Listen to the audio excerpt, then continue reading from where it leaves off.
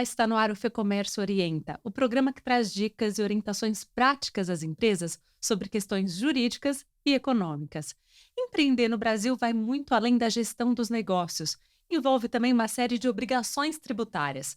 Para falar mais sobre o assunto, eu estou aqui com os assessores jurídicos da Federação, Sarina Manata e Alberto Borges. Bom, para começar, aquela dúvida inicial ali, que toda vez no início das atividades da empresa, no começo do ano, o empresário ele tem que escolher o regime tributário. Por que essa escolha é tão importante? Quais cuidados o empresário deve ter neste momento? Acho que essa pergunta é importante quando se começa a empreender, porque a decisão que a gente tomar no começo do ano, ela vai acompanhar o empresário durante todo aquele ano. Então, a gente está no começo agora de 2024, por exemplo, até 31 de janeiro, a micro e pequena empresa que quisesse optar pelo Simples Nacional, ela tinha que fazer essa opção até 31 de janeiro. E daí, nos próximos meses, aquela empresa que não fez a opção pelo Simples Nacional, ela vai ter duas escolhas. Entre escolher o regime do lucro presumido, que acaba sendo um regime mais simplificado, ou o regime completo, que é o do lucro real, que é um regime considerado mais complexo. Então, a gente tem três tipos de regime aí para a empresa escolher: o Simples Nacional, o lucro presumido e o lucro real. E hoje em dia a gente sabe que no Brasil, principalmente no estado de São Paulo, a grande maioria de empresas aqui, os empresários, Camila, eles estão no regime do Simples Nacional, que representa quase 95% em toda a somatória aí, com base nos dados da Receita Federal. Então, esse regime do Simples Nacional, ele é mais simples até pelo fato de cumprir as obrigações acessórias, e bem como, vale lembrar aqui, que é o pagamento também dos tributos por meio só de uma única guia, vamos dizer assim, no geral, que é a DAS, que contempla a grande maioria dos tributos aqui do regime federal, estadual e municipal. A gente já vai falar um pouquinho mais sobre o Simples, mas antes eu queria que vocês falassem, é possível mudar o regime tributário ao longo do ano? O empresário pode fazer isso? Não, por isso que este é o momento ideal para o empresário fazer todas as simulações e verificar de fato qual é o regime tributário que atende melhor a necessidade dele. Então, por isso que é importante no finalzinho de cada ano você fazer simulações e verificar, no seu caso concreto, qual é a melhor opção. Porque feita essa escolha, então você não vai poder mudar. Por exemplo, aquela que optou pelo Simples Nacional, ela vai seguir no Simples Nacional, exceto se ela tiver ela incorrer em alguma das situações de exclusões, ou ela até mesmo ultrapassar o faturamento. Mas, por regra geral, ela fez a opção por aquele regime, ela vai seguir, seja no Simples Nacional, seja no lucro presumido ou no lucro real, ela vai seguir durante todo o exercício. Até porque a gente tem uns tipos de tributo que ele é, por exemplo, do lucro, é relativo ao lucro. E o lucro se apura no final do ano. Então, por isso que é tão importante esse comecinho de ano e fazer todas essas escolhas, porque depois, em regra geral, ele não vai poder mudar mais. Só para a gente também falar um pouco, agora sim, um pouco mais sobre o Simples e aprofundar um pouquinho nessa questão, é sempre mais vantajoso? Como que o empresário pode saber se é ou não a melhor escolha optar pelo Simples Nacional, se é realmente a melhor opção para aquele tipo de empresa? Basicamente, ele vai analisar, ou o contador, que o especialista que vai dar essa assessoria para ele, vai verificar as alíquotas que existem lá no regime do Simples Nacional, né? Então, na própria legislação, você tem tabelas de cada setor, comércio, indústria, serviço, que prevê uma alíquota já definida de 4%, podendo chegar a 33%, e aí ele vai adequar a realidade dele, ao tipo de negócio desse empresário, o tamanho do negócio dele, se é grande, se é médio, se é pequeno, e aquela conformidade do dia a dia dele, o que é mais simples para ele entre tocar o negócio dele e também observar todas essas questões legais, né, e fiscais, porque nem sempre o contador vai ser contratado para dar esse atendimento para e passo, dia a dia, né? Então, é comum que o próprio empresário, ele ali no dia a dia, ali no faturamento dele do dia, ele mesmo fazer tudo, a questão de emissão de nota fiscal, eu digo ele, mas também um funcionário, né? Então fica a cargo dele. Então, às vezes, ali o profissional que vai dar essa assessoria explica para ele: olha, se você quer um regime de que você não tenha tanta preocupação de ficar fazendo toda a escrituração fiscal dia a dia, né? Impostos do Estado, impostos do município, impostos do governo federal, da União, fazendo separado. Então, tem essa opção de você fazer só a questão do simples mesmo, vamos dizer, o arroz com feijão, né? Que é só emitir a guia e no final do mês, depois o contador ele verifica quanto que ele emitiu de nota fiscal e calcula ali a alíquota de acordo com o regime tributário dele do Simples. Então, já no lucro real, né, fora do Simples e o presumido fora do Simples, ele já tem já uma contabilidade mais detalhada, que aí realmente é mais complexo, e também ele tem as questões do sistema de débito-crédito. Então, às vezes, um produto que está ali no meio da cadeia dele, ele consegue se creditar e pagar menos imposto, né? Mas isso tudo quem vai analisar em conjunto com o empresário é o profissional ali, o contador, ou às vezes também vamos dizer assim, um administrador de empresa também, que se for uma estrutura bem complexa e até bem mais estruturada, tem ali um outro profissional de outro setor, um advogado tributarista, ele vai passar todas essas informações para o empresário. Acho que é interessante a questão do Simples Nacional, porque como o Alberto falou, a grande maioria das empresas acabam optando pelo Simples, porque ele é um regime unificado, mas nem sempre ele é mais vantajoso. Porque, como o Alberto falou, a gente tem alíquotas, dependendo das situações, de 33%, que é uma alíquota alta, né? Então, dizer que o Simples Nacional sempre vai ser a melhor opção, isso não é verdade. Por isso que a gente sempre fala que é importante calcular. Eu vou dar um exemplo para vocês. Então, o Simples Nacional, ele inclui todos os tributos. É fácil porque reduz obrigações acessórias e é fácil porque eu pago todos os meus tributos numa única guia. Então, isso facilita. Mas se você pensar, eu vou ter uma alíquota de 33% e ele vai ser cumulativo, ou seja, vou pegar meu faturamento mensal e aplicar 33%, ele é progressivo, não é uma alíquota efetiva, mas chega ao patamar de 33%. É um percentual muito significativo para você pagar de tributos. Então, vamos pensar nos outros regimes, só para a gente ter um comparativo. O comércio. Comércio e ICMS tem 18%. Né? Você vai falar, 18% é alto. É 18%, mas ele é um regime não cumulativo. Então, não é uma alíquota efetiva que eu vou pagar 18%. Eu vou pegar meus débitos, meus créditos, e a diferença eu vou pagar esse imposto. Então, por isso que a gente sempre fala, olha, é importante você analisar e verificar caso a caso. O Simples Nacional, às vezes, é muito vantajoso para aquelas situações que a contribuição previdenciária patronal está incluída no Simples, porque ele é um grande encargo, por exemplo, para as empresas que têm uma folha de salário muito grande. Então, você imagina, essa contribuição é 20% da folha de pagamento que o empregador tem que pagar. Então, se ela estiver incluída no Simples, também há algumas situações que ela está, outras não, mas se ela estiver, ela acaba sendo muito vantajosa essa questão e você tem um grande volume. Então, eu tenho que verificar direitinho qual que é a minha operação, se é comércio, serviço, indústria, se eu tenho muitos funcionários, se não tenho, qual que é o peso da minha folha de salário, né, para fazer essa escolha. E a questão da minha atividade efetiva, às vezes é comércio, eu tenho bastante insumos para que pode me gerar crédito, então, às vezes, o Simples Nacional não é a melhor opção. Então, por isso que é importante a gente verificar, procurar um profissional para que faça simulações e escolha aí a forma de tributação mais vantajosa, que a gente está falando, a gente tem uma alta carga tributária, quase 34% do PIB, por isso que é extremamente importante a gente, dentre as opções, escolher aquela que vai onerar menos para o empresário. Bom, e feita a escolha do regime tributário, é importante conhecer quais são as obrigações acessórias. Quais são essas obrigações? São várias, né? A gente fala assim que a escolha do regime não tem a ver só quanto você vai pagar tributo, mas também o tanto de obrigações acessórias que você vai ter que encaminhar para o fisco. E isso, na verdade, é um custo para a empresa, né? Não é só aquilo que ela paga de imposto, de tributos mensalmente que ela tem que considerar, mas o cumprimento das obrigações acessórias. E nesse caso, o Simples, ele leva vantagem. Por quê?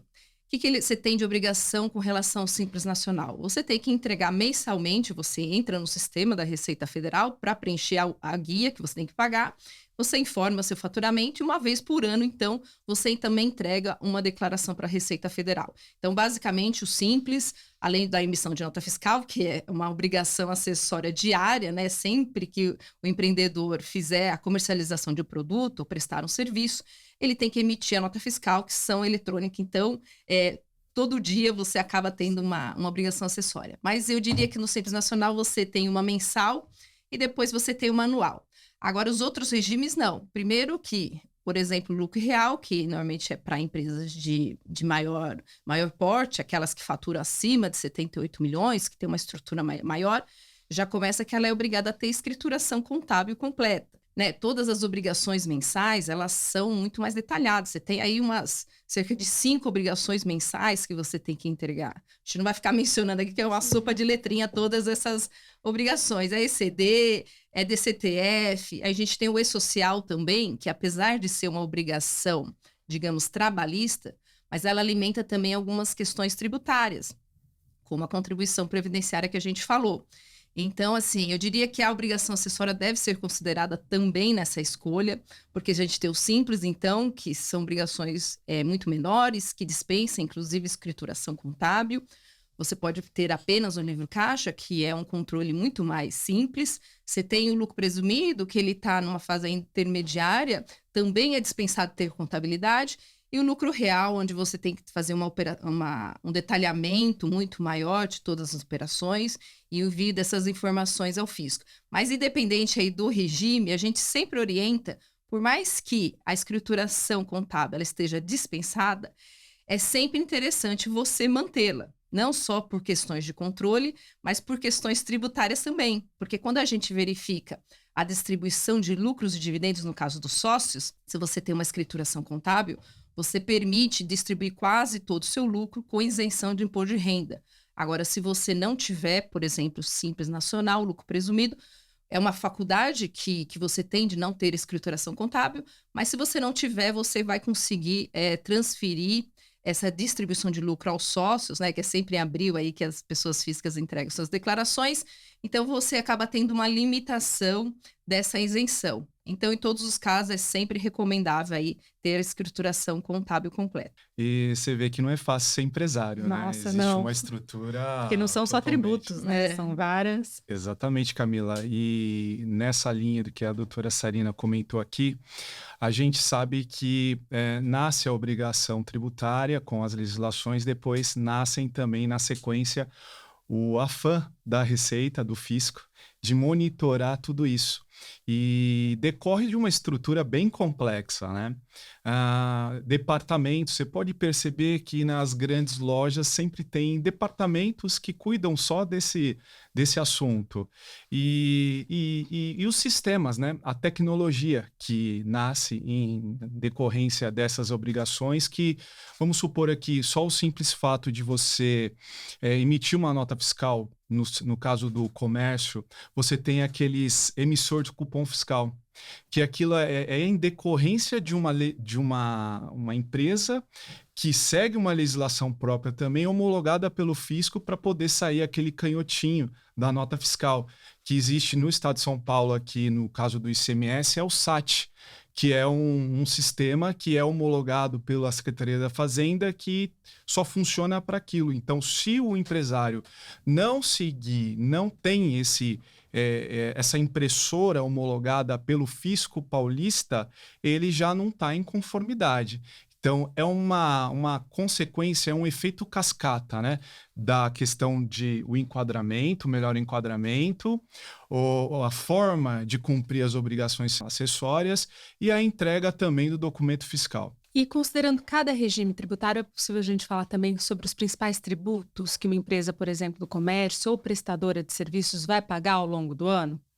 Quais são? Sim, a gente vai mencionar pelo menos os principais. Então, Simples, como a gente já disse, é uma guia única, ele vai todo mês recolher a união de todos esses tributos aí obrigatórios numa única guia.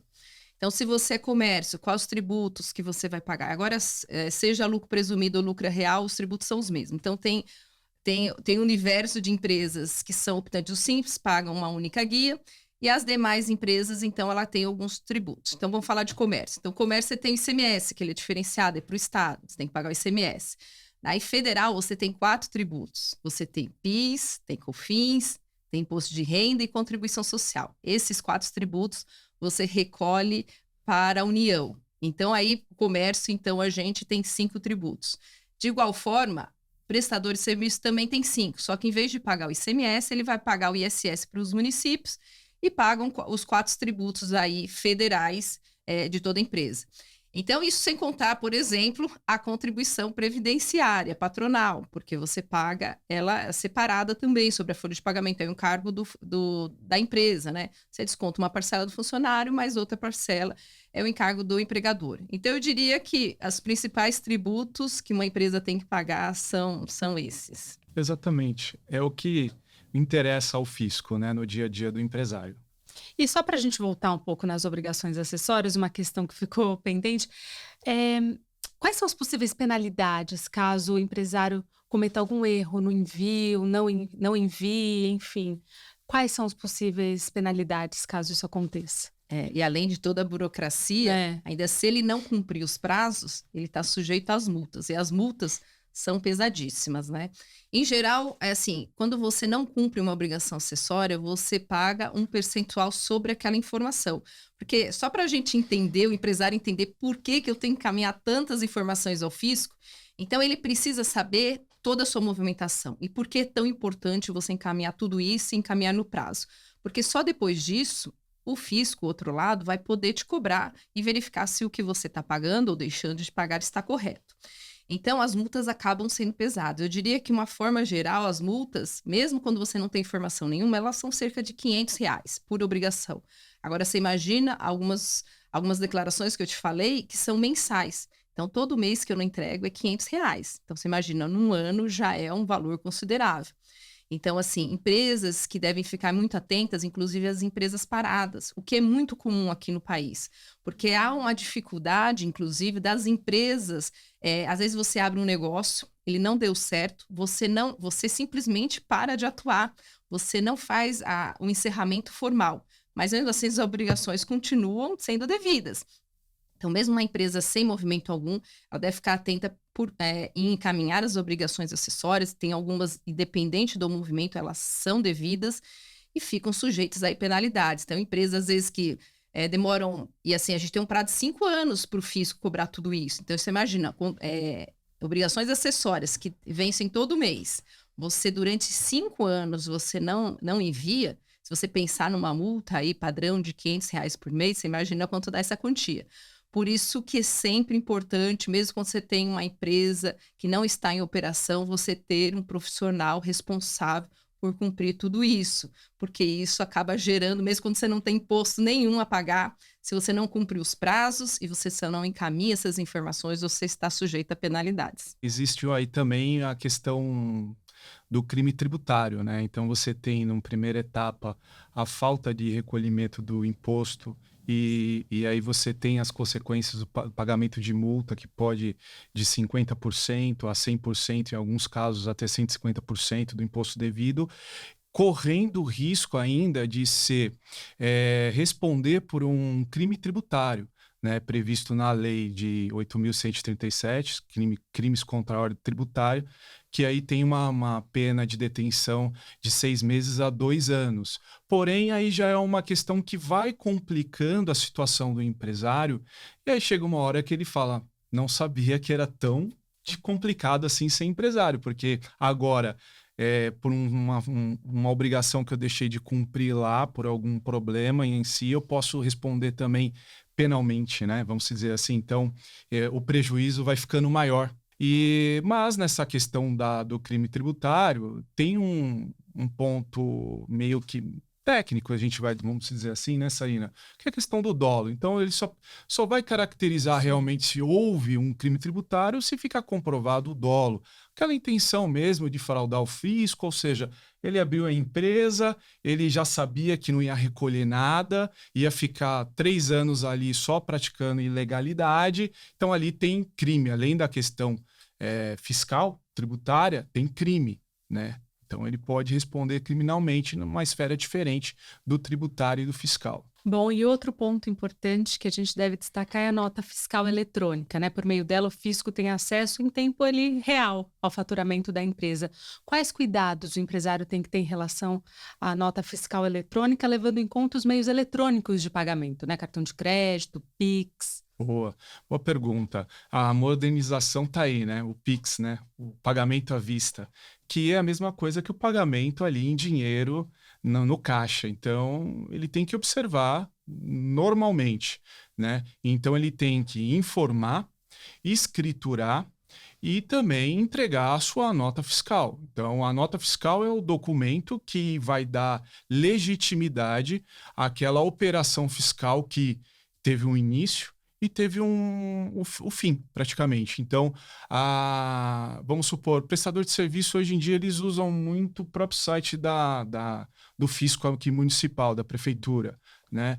A Secretaria da Fazenda, no caso do ICMS, ele existia um sistema parecido com o da Prefeitura de São Paulo, que você praticamente utilizava lá o sistema na própria página do fisco. Hoje já não existe mais. Hoje o fisco estadual delegou para uma empresa de automação comercial, mas vamos ficar mais ali no simples, que é a questão, a gente falando de simples, né? Tudo tem simples no meio, né? Sim. Tem o nosso prestador de serviço que paga o ISS, então ele prestou um serviço, ele então vai entrar no sistema da prefeitura e vai emitir aquela nota fiscal da prestação de serviço.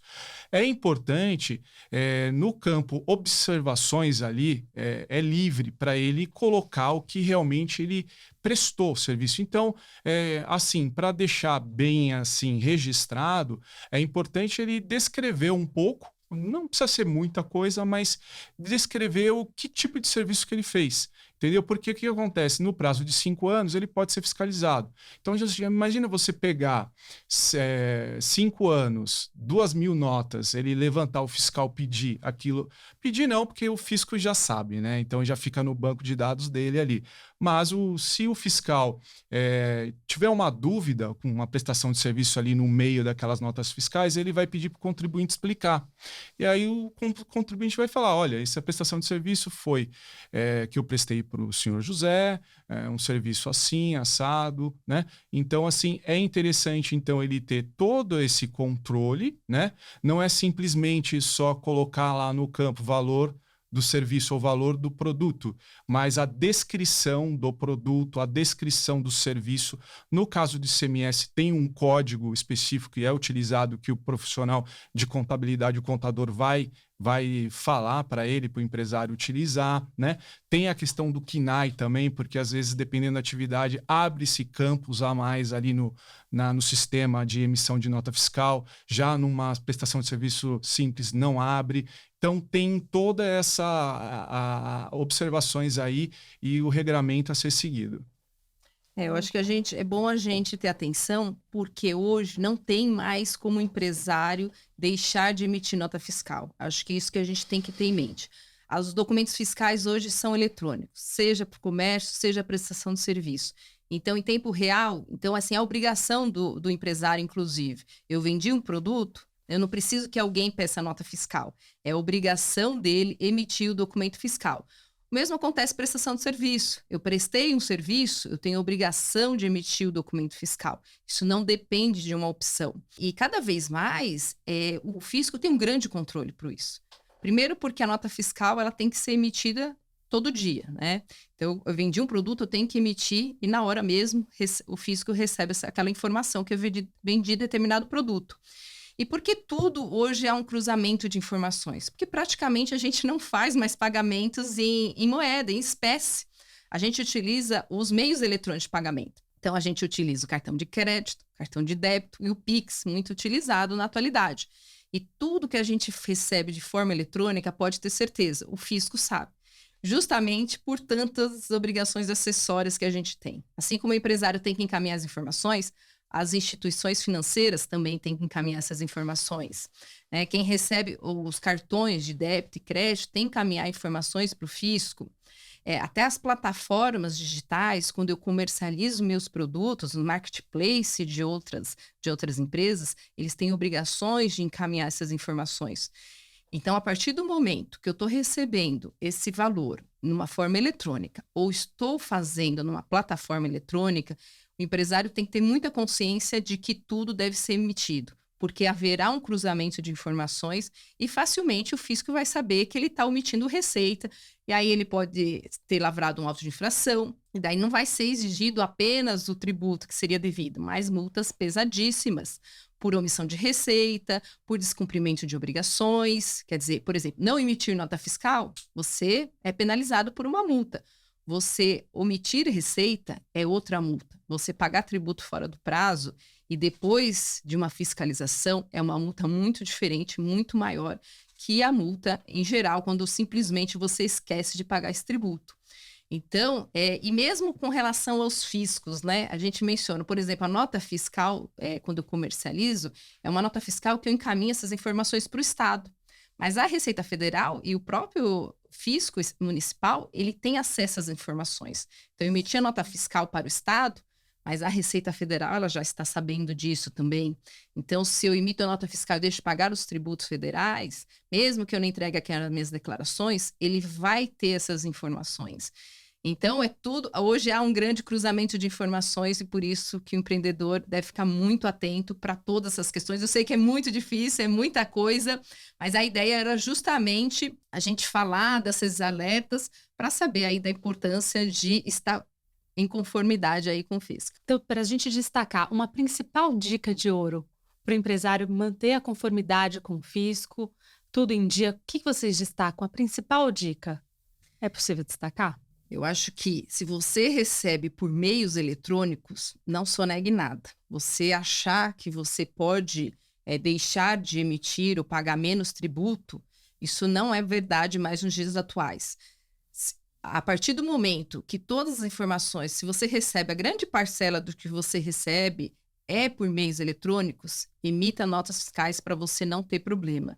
E eu acho que ter um profissional especialista na área é importante. Às vezes a gente fala, nossa, estou com dificuldade, não vou contratar um profissional, mas isso pode sair mais caro, né? Porque como a gente falou, todas as questões, são muitas coisas realmente para o empresário cuidar do negócio e cuidar de toda essa burocracia, realmente é muito complexo. Então, ele ter um profissional capacitado para cumprir todas essas informações é essencial, mesmo num negócio pequeno. Por quê? Porque realmente, mesmo no Simples Nacional, você tem aí essas preocupações que são super importantes e o profissional vai ficar atento. Por exemplo, às vezes eu compro mercadorias e vendo menos do que eu comprei. Então, o fisco também tem essas informações das mercadorias que eu adquiri.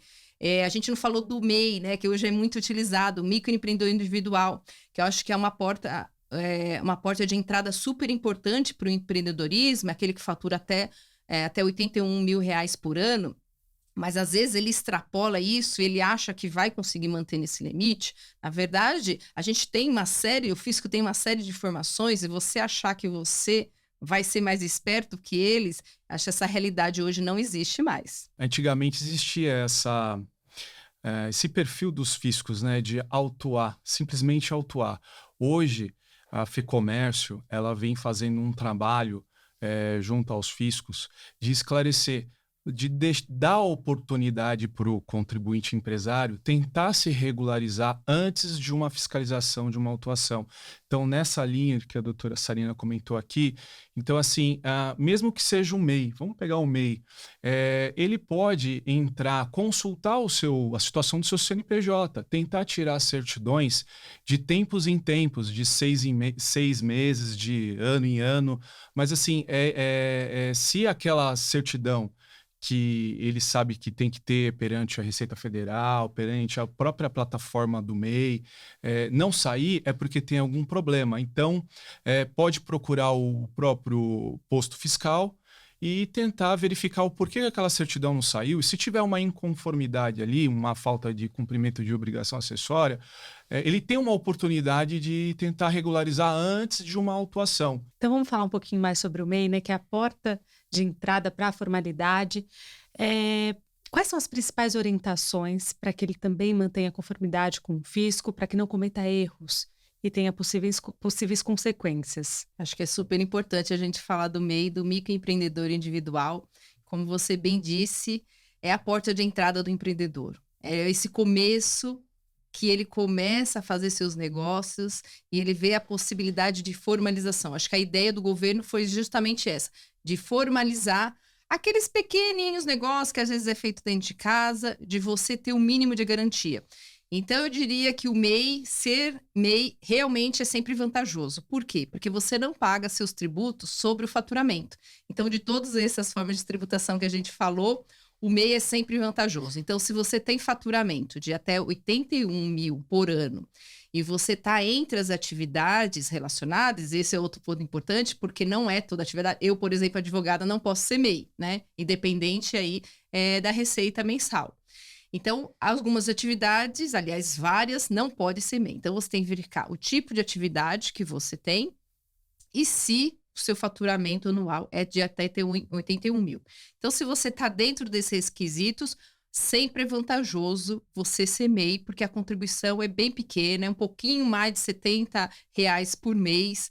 As obrigações acessórias são bem mais simples, né? Você tem a obrigação de encaminhar apenas uma vez por ano uma informação ao fisco, mas também requer cuidados. Por quê? Muitas vezes aquela pessoa não está fazendo aquela atividade que ela declarou, ou ela está muito além desse limite. E daí, novamente, se o MEI, de fato, ele fatura acima de 81 mil, é importante ele ficar atento e fazer o desenquadramento, por exemplo, para a microempresa como optante do Simples Nacional. É uma grande ruptura, porque você acaba pagando os tributos sobre faturamento, é um valor muito superior, mas é muito melhor ele se formalizar assim que ele verificar que não preenche mais os requisitos, do que ele deixar que o fisco descubra isso, porque vai ser tudo retroativo. E daí você pode falar, nossa, eu venho fazendo isso, não está dando problema, mas o fisco tem 5 anos, é bom a gente sempre lembrar isso, ele tem 5 anos para fazer isso. E de que forma que ele vai descobrir isso? Da mesma forma que a gente falou, se o MEI ele recebe por cartão de débito, crédito ou Pix, qualquer meio eletrônico, o fisco tem condições de descobrir. Então, é importante ele ficar atento a todas essas questões. Se você realmente está dentro de todos os requisitos, é sempre vantajoso, é super importante, porque você está coberto pela Previdência Social, caso aconteça alguma coisa.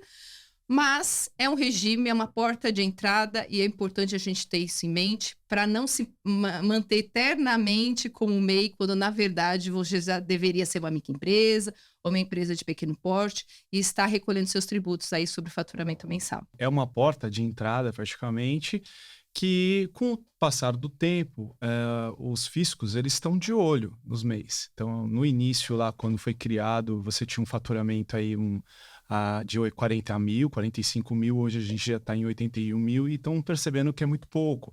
E se discute muito o aumento desse limite para R$ 144 mil, né? Mas, assim, tem uma questão fundamental, que ele está desobrigado de algumas obrigações acessórias, uma delas que é aquela escrituração, manter uma escrituração fiscal dia a dia ou mês a mês.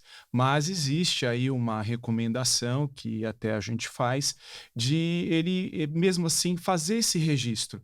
Tem no portal do MEI, ele tem lá um relatório mensal que foi elaborado pela equipe da Receita Federal, dando um exemplo do que ele pelo menos tem que manter ali arquivado, registrado, porque no caso se ocorrer uma fiscalização nesse prazo de 5 anos, ele tem alguma coisa para apresentar. Ele não está obrigado a ter uma contabilidade ali apurada dia a dia ou mês a mês, mas ele, se passar por uma fiscalização, ele tem que apresentar elementos ali, alguma coisa para o fisco verificar a veracidade das informações. E tem a questão da obrigatoriedade da nota fiscal, né? Então, ele não está obrigado a entregar, a fornecer a nota fiscal no caso quando ele faz um negócio com uma pessoa física. Mas se ele faz uma prestação, se ele faz uma prestação de serviço por uma empresa, por um órgão público, ele é obrigado a entregar uma nota fiscal. Então, tem essa diferenciação. Então, assim, é um ponto de ele ficar atento à questão das atividades, porque também, de tempos em tempos, a Receita Federal, ela muda aquela atividade autorizada para ser exercida na modalidade de MEI. Então, ele tem que analisar isso para saber se ele continua ou se ele opta por fazer o desenquadramento. Bom, para a gente finalizar, falar um pouco sobre a reforma tributária, né, que deve mudar bastante aí a questão do pagamento dos tributos devidos, vai alterar muita coisa. Quais serão essas principais alterações e quando elas entram em vigor, os empresários já devem se preocupar com isso? Acho que é importante já ficar atento. Elas não vão sentir essa alteração agora, né, neste ano, mas é importante ele entender de que forma tudo isso vai acontecer para começar a se preparar. Então, a reforma tributária sobre o consumo, ela foi alterada, então, no final de 2023, pela Emenda Constitucional 132, que reformulou realmente todo o nosso sistema tributário, tudo que a gente falou aqui até agora. Então, vai deixar de existir, por exemplo, PIS e COFINS, vai se criar um único tributo, que é a Contribuição sobre Bens e Serviços, a CBS, que talvez vocês já ouviram falar. O ICMS e o ISS vão deixar de ser dois também, vai virar um imposto sobre bens e serviços. A gente acabou não falando sobre o IPI, que é um imposto sobre produtos industrializados. Ele vai ficar bem restrito e vai se criar um imposto seletivo. Então, a ideia é reformular os tributos que a gente tem, quase todos que a gente falou hoje aqui, e a ideia é de simplificação. A ideia é que 2 tributos virem um e que as regras sejam uniformes, né? Como a gente falou, ICMS e ISS, um é do estado, outro é do município. A gente tem 27 estados. Imagina as empresas que comercializam em todo o Brasil. Elas hoje têm que ficar atentas a todas essas legislações. Então, a ideia da reforma é unificar essas regras. Então, acho que é importante. Mas quando que eu vou começar a sentir isso? Não vai ser agora, em 2024. Esses próximos anos, a gente vai discutir os detalhes, a regulamentação de todas as regras agora previstas na Constituição. Então, isso começa em 2026 e a gente vai ter a extinção de todos os tributos que a gente falou hoje aqui até 2032 e a partir de 2033 que a gente realmente começa totalmente com um novo sistema tributário com relação à tributação aí do consumo. E haverá, de fato, simplificação na visão de vocês? Bom, eu acho que se tiver, vai ser só depois em 2033, porque a gente vai aí conviver um período longo de 2 sistemas, né? Um sistema antigo e um sistema novo, né? Então, a gente está descobrindo aí um sistema novo, né, anos aí acostumado com o sistema que a gente tem hoje e agora, a partir de 2026, começa-se então a ser implantado, finalizado em dezembro de 2032, com 2 sistemas de escrituração diferentes, né? Então a gente vai ter a questão de complexidade, né? O profissional que vai ajudar esse empresário realmente vai ter uma certa dificuldade. Não tem simplificação, no meu entendimento, nesse ponto. Se existe uma simplificação, é só quando todo o sistema estiver funcionando no novo mesmo, que é lá para 2033. Bom, agradeço a participação de vocês. Muito obrigada por todas as dicas, esclarecimentos, orientações e até a próxima. Obrigada também a você que nos acompanhou. Até mais!